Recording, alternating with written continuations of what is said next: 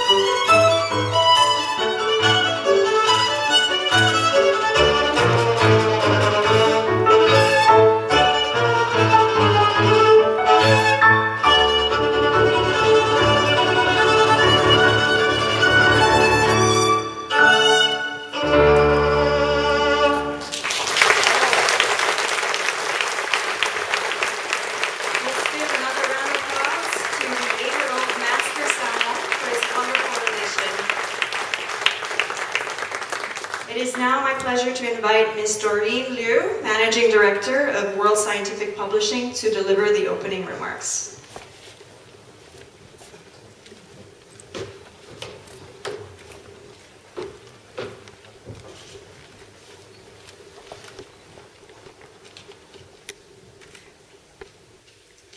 A very good day, Prime Minister, Madam Wu Ching, Mr. and Mrs. Lee Kun-choi, Mr. Matthew Khan, distinguished guests and colleagues. I'm very happy to be here for the launch of this important book, Golden Dragon and Purple Phoenix, by Mr. Lee Kun-choi, whose illustrious career spent 43 years as a teacher and a painter, and journalist and politician and diplomat. He seems to mean everything to me. I have begun to read a few chapters and continue to be fascinated by Mr. Lee's part story and part documentary style of writing. I'm sure Mr. Lee will tell you more about the book later. But please don't tell them too much, otherwise they won't buy the book. I have known Mr. Lee for more than 20 years. I'm always look forward to having lunch or dinner with him, to hear him speak about the people, the culture, and the leaders of places like Malaysia, Japan, Indonesia, China, and the region. We have published a very few successful titles by Mr. Lee. Among them, A Fragile Nation, The Indonesian Crisis, and The Pioneers of Modern China. World Scientific is an international publishing house. Currently, we publish about 500 new titles and 130 journals per year. We have published more than 100 books by Nobel laureate, and we will continue to work with the Nobel Foundation for the whole series of the Nobel Lectures. We target to publish 800 to 850 new titles yearly by 2015, and about 1,000 per year 5 years from now. Hopefully, this will place us in the major league of academic publishing. All our titles are in print and electronic media, and all our new titles and some of the important backlists are also in the mobile media. I'm pleased to mention that we will continue to publish more books by local authors. For example, Professor Tony Ko, Professor Wong Gan-Lu, Mr. George Yeo, Dr. Yong-Ling Hong, and Mr. Lim Xiong-Guan. Worthy of mention are the 4 recent titles on Dr. Goh Keng Soon, published between 2010 to 2012. No book is possible without the focus, hard work, and dedication of the author. My congratulations to Mr. Lee Kun-choi.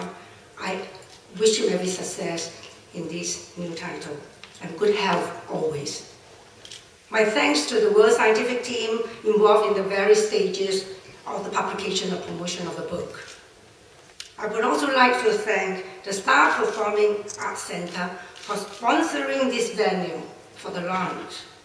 Last but not least, a very big thank you, Prime Minister Lee and distinguished guests, for your support and gracing this event. Thank you very much. 谢谢. Thank you, Ms. Doreen Liu. It is with great pleasure that we now invite Mr. Lee Kun-choi, former journalist, accomplished politician, distinguished ambassador, painter, and writer, to deliver an introduction to his latest and 11th book, Golden Dragon and Purple Phoenix. Mr. Lee, please.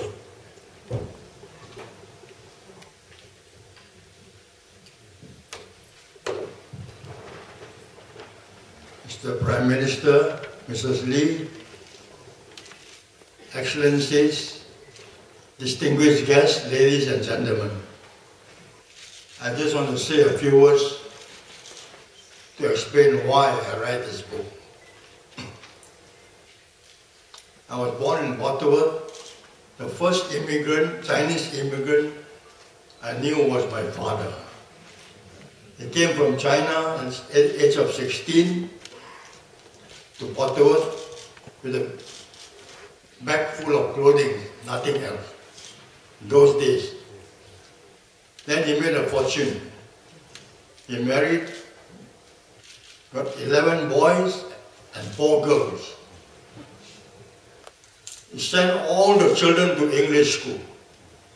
When my turn came to send me to English school, I found the environment very strange. So I went back. He chased me out with a broomstick. I loitered around the neighbor Chinese school, Yok Kiao school. And the principal saw me, oh, 你是董事长的儿子. He was chairman of the school. Took me to my father and said, your son will study in your own school. Do anything you like. My father chose to send all the children to English school during British rule. In British rule, there was no nationalism.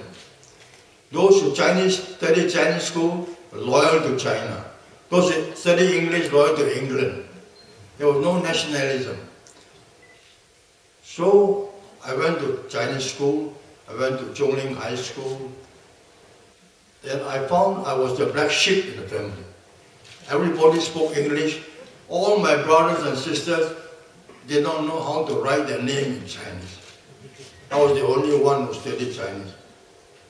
So it came to my mind, how is it Chinese cannot write Chinese, don't know anything about China? The mind stuck there. So I grew up and became a journalist. And as a journalist, I had a chance to travel. I covered the Bandung Conference, 1955, and I organized in 1963 Southeast Asia Cultural Festival. I met many Chinese faces, but they don't speak Chinese. Then I was in charge of Ministry of Culture. I had a Professor Sulamat Mulyono. He was my Indonesian advisor. He gave me a book called Tuanku Rao, written in Indonesian.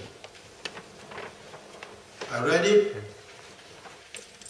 The book says about 9 Muslim saints. 9 out of 9, 8 had Chinese blood. They were the ones who converted entire Chinese population into Japanese and Muslim.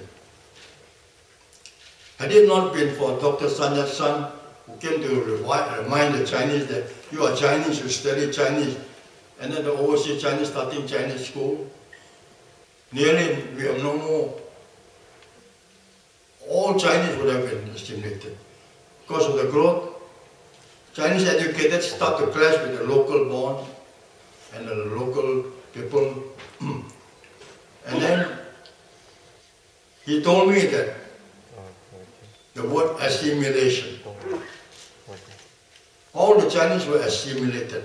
I began to be interested in the word assimilation.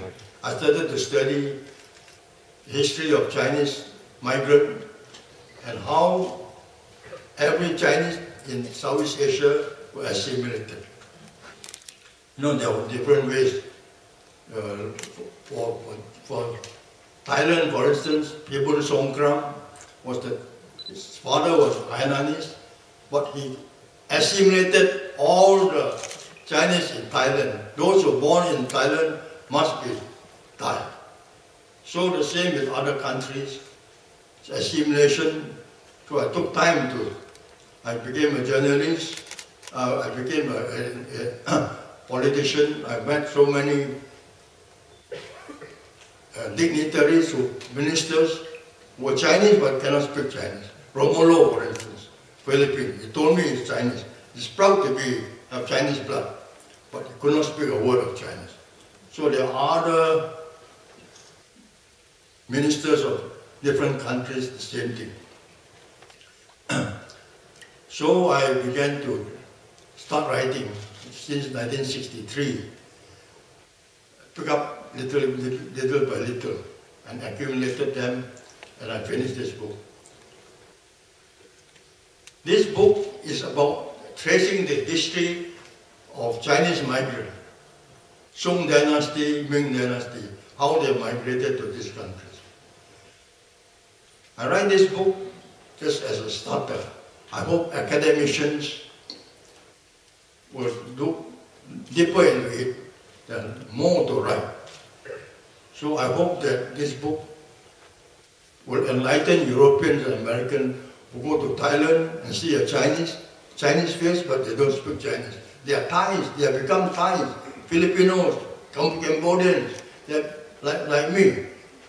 I was loyal to China when I was young. When I went to England to study, I met our founder, Father Lee Kuan Yew, Dr. Toh Chin Chai, Goh Keng Swee, all Peranakan. They were studying how to kick the British out and become independent. And so I was thought to myself, why should I be loyal to China when China cannot help me? I better help my own country. So I joined the movement, in the nationalist, I joined the party. So I became Singaporean. So that is how my book was about.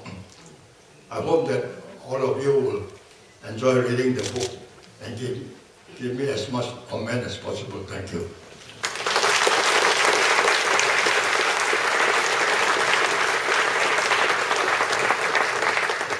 Thank you, Mr. Lee. We now welcome on this auspicious and celebratory occasion a dragon dance to grace the book launch.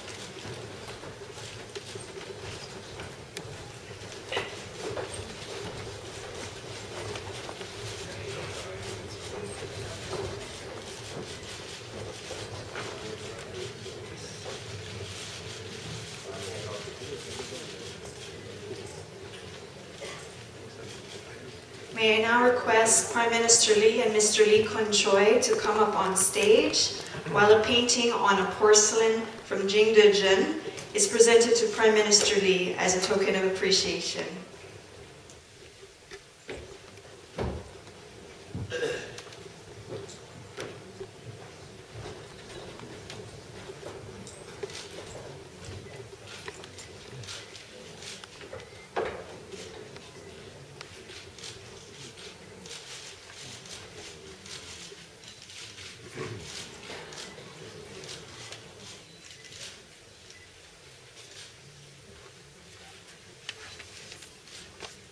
Prime Minister is painting the eyes of the 24-karat dragon inscription.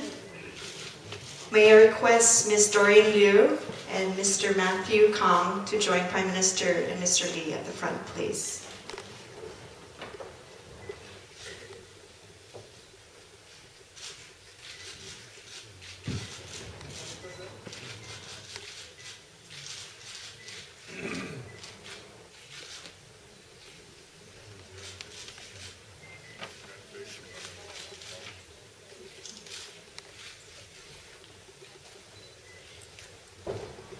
Thank you, Prime Minister Lee, Mr. Lee Kun-choi, Ms. Liu, and Matthew Kang.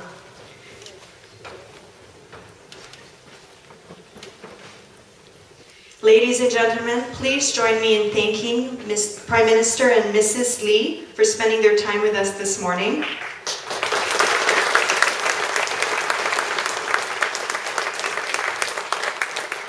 Prime Minister Lee will be happy to mingle with you at the tea reception. Please remain seated as he proceeds to the reception area. You may join him in a few minutes.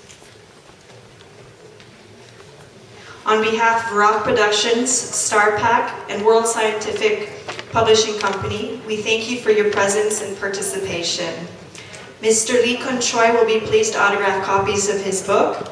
And don't forget, you are also invited to the Star Theater at 12:15. You may now proceed to the reception area. Thank you all and have a pleasant afternoon.